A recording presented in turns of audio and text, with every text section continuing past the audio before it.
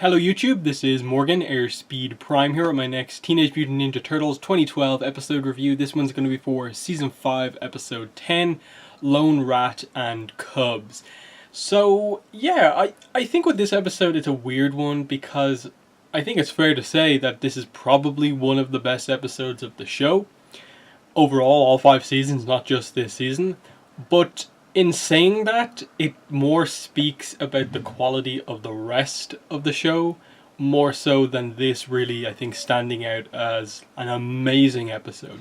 I think this is just very good and really highlights that for the most part, most of TMNT's episodes are very, very average. Because the thing is, there's more character in this episode than there is in like 95% of the other episodes. There's just so much, I think, meaning and impact behind what's happening here. And it's to the point where I really feel like they should have placed this episode in the show. And what I mean by that is just that like Season 5 is obviously considered this kind of like side arc for the most part, that they're just these kind of separate stories for the most part, and it's just here to kind of wrap up the show. Why wasn't this included somewhere in like season 1 or 2? Because I feel I get what, to some degree, perhaps what they were going for here is post-death of Splinter, showing us this flashback maybe gives us a little bit more meaning because he's just died. But I think if we had this in mind, knew the backstory, and then he died, I think that is much, much more impactful than the way it actually ended up playing out. So I really feel like this should have been something that they absolutely should have included much earlier on in the series. I don't think episode 1, but I think at some point in the early seasons this episode should have been there, just to kind of give us that, extra importance.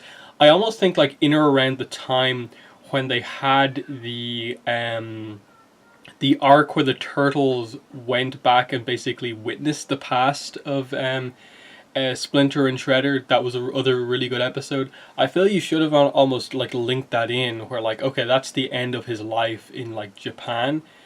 You transition over to him in New York, and this is what happens to him next.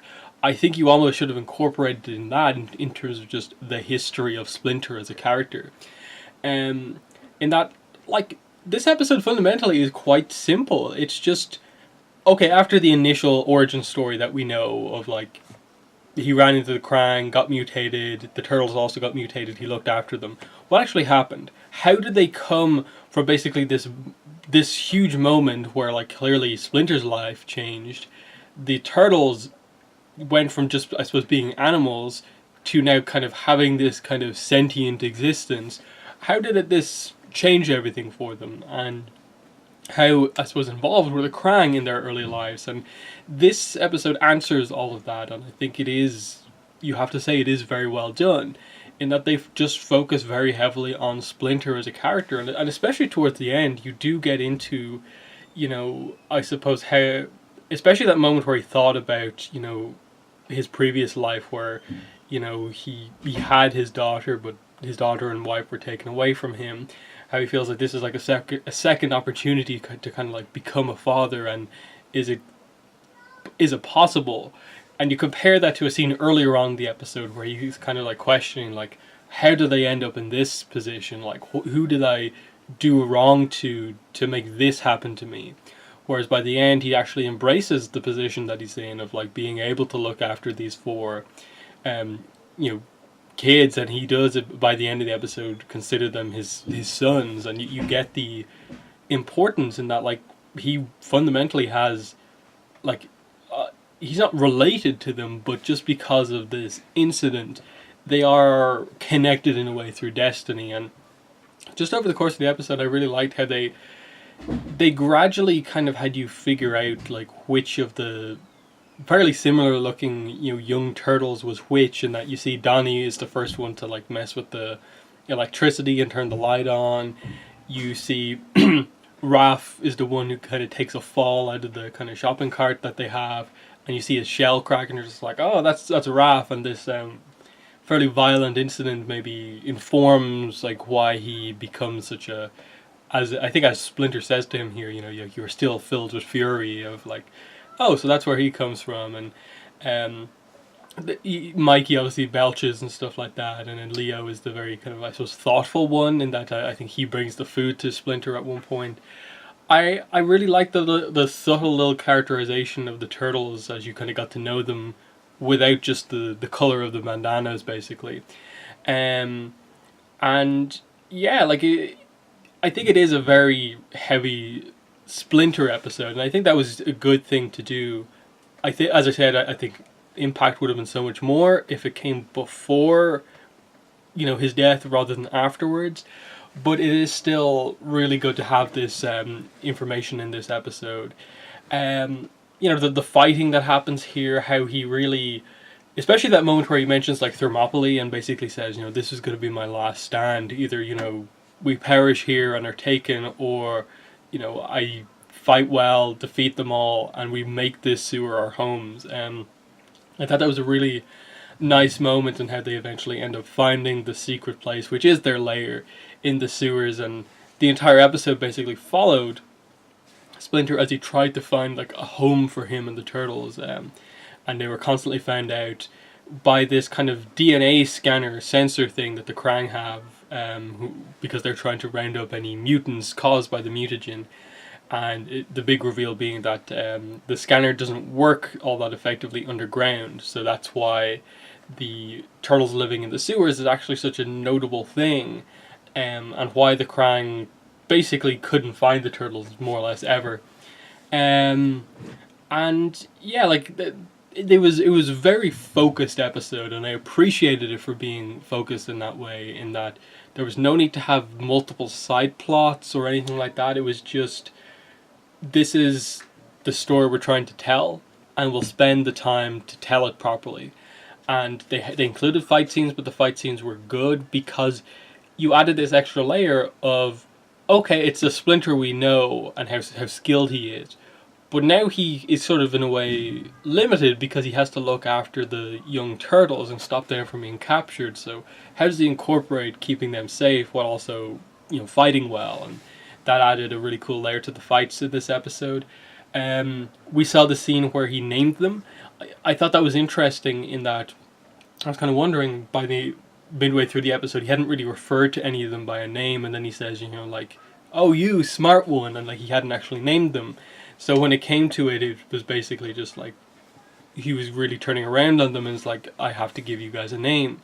Why not call you after the painters that I appreciate so much? And I like the kind of symbolism of, in a way, the book opened up and like you had the 4 painters that they're named after, and each of the turtles basically crawled on top of the painter they're named after, and he basically named them all after that. So I thought that was a cool moment, and it also played very well with the moment at the end of the episode where obviously the whole thing is that he's basically telling the turtles the story of their very early days when they're only like 4 or 5 or something like that. So it's kind of a flashback within a flashback, and after he tells them the story, he gives them basically their weapons, their signature weapon. Leo gets the katanas, Raphael gets the sais, Donnie gets the bow staff, and Mikey gets the nunchucks.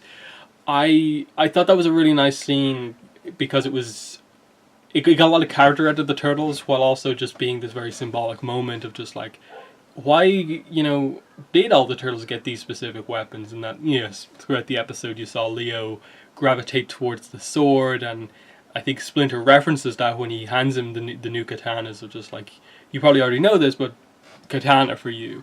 And then I liked at the end he came to Mikey and he's just like, nunchucks because, yeah, they're nice. In that, like, I suppose the obvious thing would have been like, the spinning is kind of crazy like you, but he didn't want to kind of insult him. It was meant to be more about honor and present these things in that way, and there was no real way to say that to Mikey in that way, so he just handed them to him. I like Donnie kind of being a little bit upset at his weapon, of just like, oh, I only get a stick, is that all I get? But it was just a really nice scene, as I said, when they get their names and then when they get their weapons. Very much a a needed thing within the series, and it kind of gives me some hope that maybe they'll end the series well, but at the same time, I'm not sure.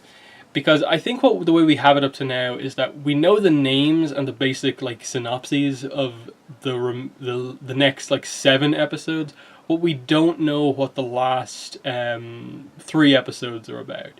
I think we know up to 17, we don't know 18, 19, or 20, which are the last 3 episodes. So the speculation would obviously be that it'll be a 3-part finale, and I hope that they do that well. I hope they treat it like a finale for the show, and not just like, oh, it's the last few episodes, we need to have a huge climactic battle thing.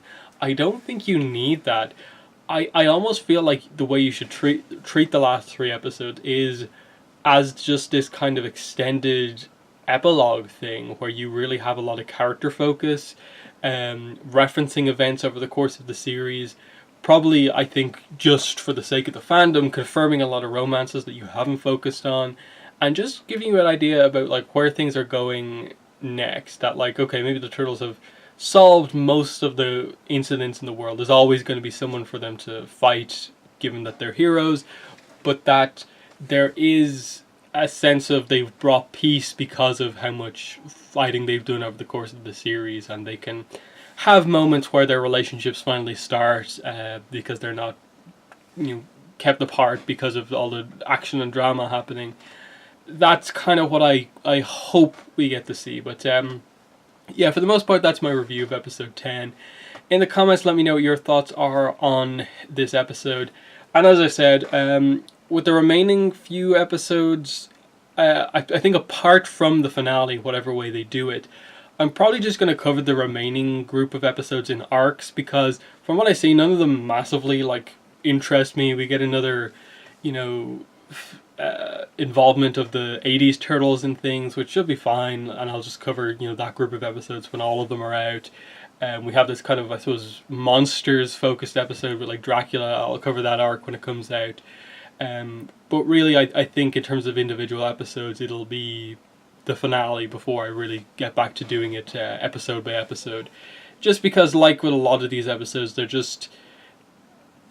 in a way, I feel like I've kind of in a way done with the show already, and this being the final season, just these random arcs, it's kind of... And the random arcs plus the bad scheduling has just led me to just not feel as great about the show.